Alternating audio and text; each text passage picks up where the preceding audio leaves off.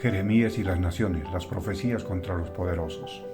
En el corazón del antiguo cercano oriente se abría una franja estrecha y decisiva, la ruta entre África y Asia, entre el Nilo y el Éufrates.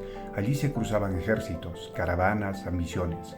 Esa región, el tablero donde se disputaban imperios, fue también la escena de las palabras de Jeremías, no simples quejas espirituales, sino avisos que buscaban leer la historia desde la realidad política. Antes de hablar de oráculos y de ruinas, debemos entender el mapa donde se hicieron realidad.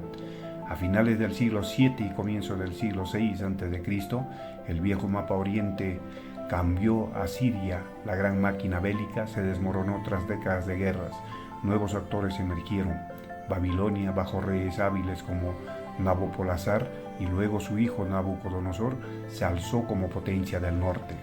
Al sur, Egipto recuperaba vigor bajo faraones que no podían ignorar las rutas del Levante. En medio, Judá, pequeño reino fronterizo, debía elegir entre la espada del norte y la sombra del sur. Jeremías, el profeta llorón, como la tradición lo llamará, profetiza en Jerusalén en medio de estas mareas. No es un general, no dispone de ejércitos, su territorio es la palabra. Denunciar idolatrías, llamar al arrepentimiento y, ante todo, leer los movimientos geopolíticos como juicio o prueba. En su mensaje hay dos líneas, una teológica, el juicio divino por la infidelidad, y otra práctica, advertir sobre alianzas con potencias que solo buscan intereses propios. Los reyes de Judá debían maniobrar entre lealtades frágiles. Algunos confiaron en Egipto como contrapeso contra Babilonia, otros intentaron pagar tributo o pactar. Jeremías se opone a esas confianzas humanas, su voz es clara y peligrosa para la diplomacia. Decir no os volváis a Egipto es, en el fondo, proclamar que la verdadera seguridad está en obedecer a Dios, no en la alianza con un faraón ambicioso. Egipto, tras siglos de ondas de cambio, vuelve a mirar hacia el norte.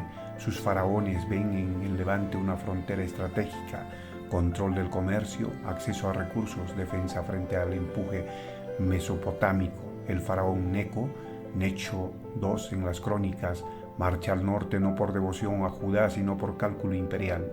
Para los reyes de Judá, su presencia será a la vez tentación y amenaza. Desde el otro lado, Babilonia se transforma en coloso. Lo que comienza como expedición militar para someter territorios se vuelve proyecto imperial. Asegurarse rutas y tributos. Nabucodonosor, aún príncipe militar al inicio de estas campañas, aparece como instrumento en la narrativa profética. Su avance no es capricho histórico, sino elemento que Jeremías interpreta como cumplimiento de un juicio anunciado. En esa franja, cada ciudad, estado juega su supervivencia. Gaza y Asdod, Tiro y Sidón miran y calculan. Judá ya no es el centro del mundo, es el peón que puede inclinar la balanza hacia las profecías contra naciones, como la que vendrá contra Egipto en Jeremías 46. No solo son advertencias teológicas, sino análisis de las consecuencias de la política real. Proclamar que Egipto será humillado por Babilonia era políticamente explosivo. Muchos preferían la alternativa cómoda de la alianza con el Nilo. Jeremías, sin embargo, no pliega su voz.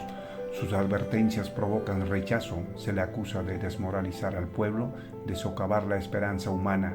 Ser profeta implica pagar un precio: soledad, incomprensión, persecución. Las profecías no eran siempre públicas de inmediato. Algunos oráculos se escriben, se sellan, se envían. Jeremías compone discursos poéticos, oráculos que anuncian la venida de la espada, la caída de ejércitos, la humillación de naciones. Entre ellos, Jeremías 46 se orienta hacia el Egipto. La palabra anticipa el choque violento y sugiere que lo que sucede más allá de las fronteras tiene implicaciones morales y espirituales para Judá. Los vientos traen noticias. Una gran batalla se prepara en la llanura de Carquemis, a orillas del Éufrates.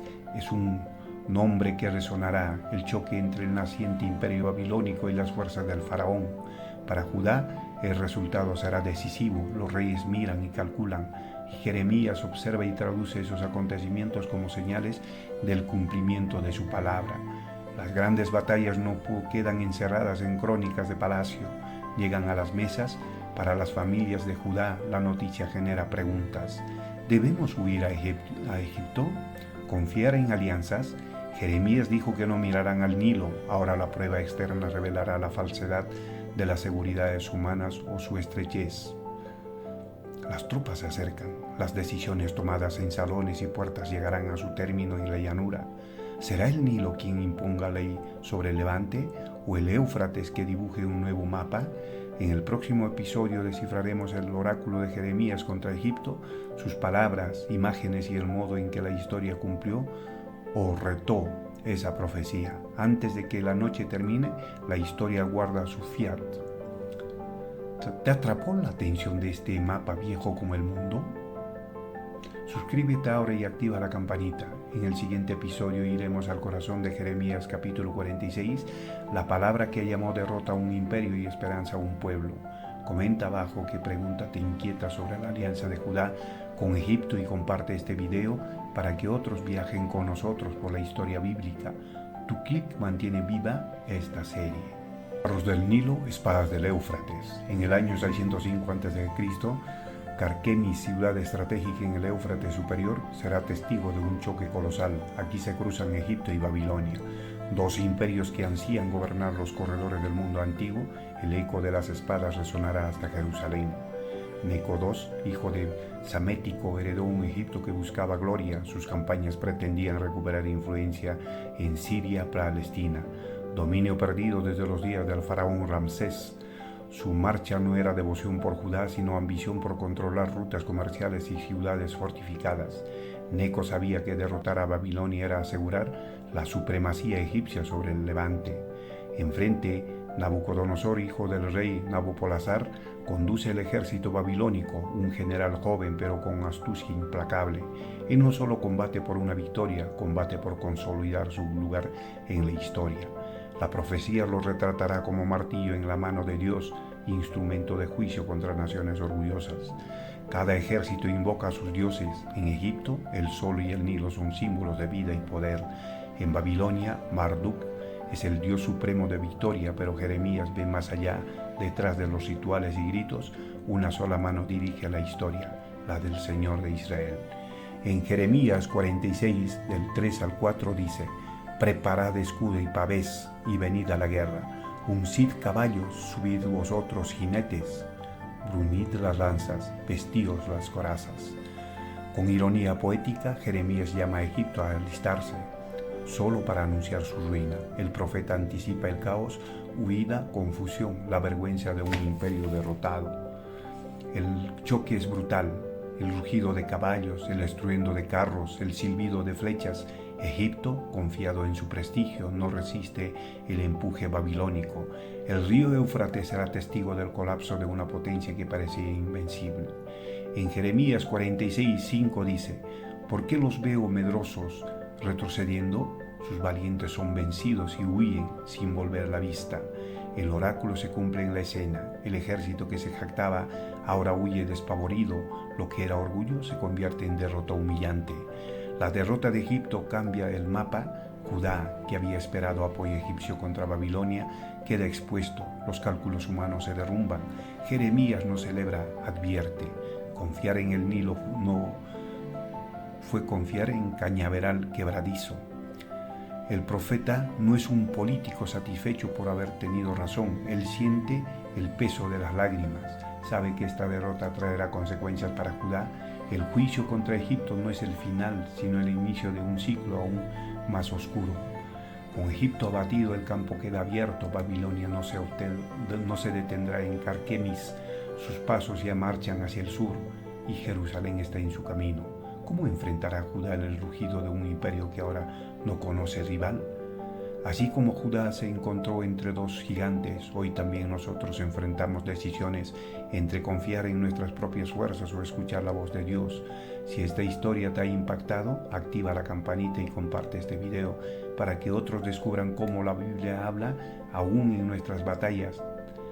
Déjame tu comentario. ¿En qué parte de tu vida confías en Egipto en lugar de en Dios?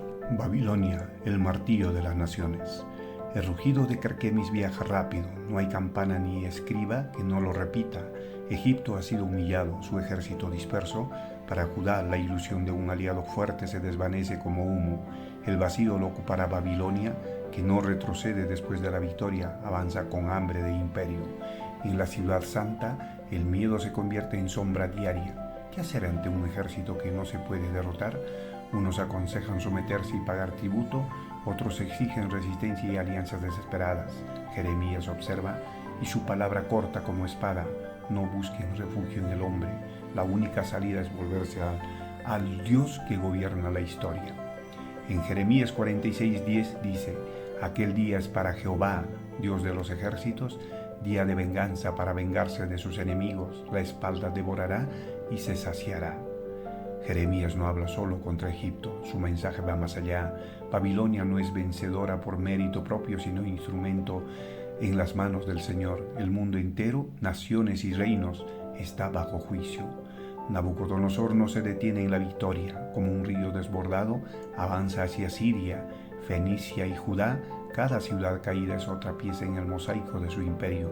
Babilonia se convierte en martillo, golpea y moldea a las naciones a su voluntad. El Nilo calla. El faraón que prometía salvación a los pequeños reinos ahora lame sus heridas. Jeremías lo había dicho: confiar en Egipto era como apoyarse en una caña rota que hiere la mano. El silencio egipcio confirma la profecía. Judá queda atrapada en una encrucijada: aceptar el yugo babilónico y vivir, o rebelarse arriesgando la ira de un imperio invencible. Jeremías clama: obedeced, volveos a Dios y viviréis. Pero muchos ven sus palabras como traición. Decir la verdad cuesta. Jeremías paga con golpes, cárcel y humillaciones. Sus enemigos lo llaman cobarde, vendido a Babilonia. Pero el profeta no busca gloria humana. Su misión es hablar, aunque nadie escuche; advertir, aunque nadie obedezca. En sus oráculos, Jeremías anuncia algo mayor: la ira de Dios contra todas las naciones que se levantan en soberbia. No hay muro ni ejército que resista cuando el juicio divino se derrama. Babilonia misma, usada como martillo, un día también será quebrada. En medio de la oscuridad, Jeremías no solo proclama ruina, habla también de esperanza, que un día Israel será restaurado, que el exilio no será el fin. La justicia de Dios no es para destruir sin propósito, sino para limpiar y volver a levantar. Los ejércitos que arrasaron Egipto ahora se acercan a la ciudad santa. Jerusalén tiembla. ¿Será este el cumplimiento de las palabras que Jeremías gritó durante años? La respuesta marcará la historia de un pueblo y de toda la fe bíblica. El eco de estas batallas aún resuena. ¿Qué sucede cuando confiamos en fuerzas humanas y olvidamos la voz de Dios? Si esta historia te conmovió, suscríbete y activa la campanita para no perderte el desenlace en el próximo episodio. Comparte este video y deja tu comentario. ¿Crees que hoy seguimos buscando nuestro Egipto en lugar de confiar en el Señor? Cuando el martillo también se rompe. El imperio de Nabucodonosor se alza como invencible. Ya no hay nación que pueda hacerle frente. Jerusalén escucha los tambores que un día destruyeron Egipto. El martillo que golpeó a las naciones ahora está a punto de caer sobre la ciudad de David. Los corazones se agitan. Unos recuerdan las palabras de Jeremías, otros lo maldicen en secreto. El profeta, entre cadenas y desprecio, sabe que lo que está a punto de ocurrir no es victoria de Babilonia, sino juicio de Dios. El profeta no se alegra del dolor. Jeremías es conocido como el profeta llorón, no por debilidad, sino por compasión. Sabe que cada lágrima de su pueblo se entrelaza con el propósito divino, la corrección que lleva al arrepentimiento. Babilonia se alza sobre ruinas, Jerusalén arde, el templo es saqueado, lo que parecía eterno ha sido entregado en manos extranjeras, el martillo ha golpeado fuerte y el eco se extiende por generaciones. En Jeremías 50:23 dice: como fue quebrado y desmenuzado el martillo de toda la tierra, ¿cómo se convirtió Babilonia en desolación entre las naciones? El mismo instrumento de juicio será destruido. Babilonia no escaparía al ojo de Dios. Su gloria, como la de Egipto, tendría final. La historia se repite. Los imperios que parecen eternos desaparecen como humo. Solo la palabra de Dios permanece. Jeremías lo gritó a su generación y hoy resuena como advertencia viva. El juicio no es el final. En medio del exilio, Dios promete restauración. Israel no será borrado. Sus hijos volverán a su tierra. Las lágrimas sembradas en cautiverio se transformarán en gozo. La fidelidad de Dios brilla incluso en la noche más oscura. Las profecías contra Egipto y Babilonia nos recuerdan que el orgullo humano siempre tiene límite.